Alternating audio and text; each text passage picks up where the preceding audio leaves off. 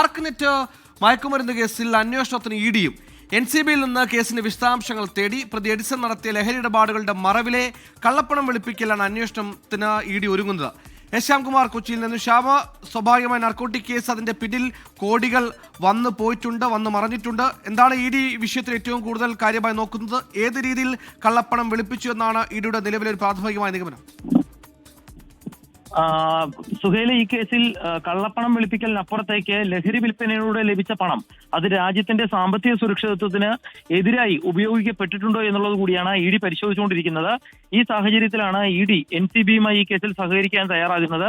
ഏറ്റവും പ്രധാനപ്പെട്ട കാര്യം, നേരത്തെ ഇയാൾ ഈ ലഹരി വിൽപ്പനയിലൂടെ 10 കോടി രൂപയിലേറെ സ്വന്തമാക്കിയിരുന്നു എന്ന ആദ്യഘട്ടത്തിൽ തന്നെ NCB കണ്ടെത്തിയിരുന്നു. പിന്നീട് ഇയാൾ നൽകിയ മൊഴിയിൽ 25 കോടി രൂപയുടെ ലഹരി കച്ചവടമാണ് ഏറ്റവും അവസാനം ഈ ലഹരി കച്ചവടം നിർത്തുന്നതിന്റെ ഭാഗമായി ചെയ്യാൻ ഉദ്ദേശിച്ചത് എന്ന് ഇയാളുടെ മൊഴിയും ഉണ്ടായിരുന്നു. അതുകൊണ്ട് തന്നെ ഈ ലഹരി മരുന്നുകൾ വാങ്ങുകയും വിൽപ്പന നടത്തുകയും ചെയ്ത പണം എങ്ങനെയാണ് ഇയാൾക്ക് കയ്യിലേക്ക് എത്തിയത്, അതിൽ ഏതെങ്കിലും തരത്തിലുള്ള മറ്റു ബന്ധങ്ങളുണ്ടോ, ഈ പണം രാജ്യവിരുദ്ധ താല്പര്യങ്ങൾക്ക് ഉപയോഗിച്ചിട്ടുണ്ടോ എന്നതടക്കമുള്ള വിവരങ്ങളാണ് ഇഡിക്ക് ശേഖരിക്കേണ്ടത്.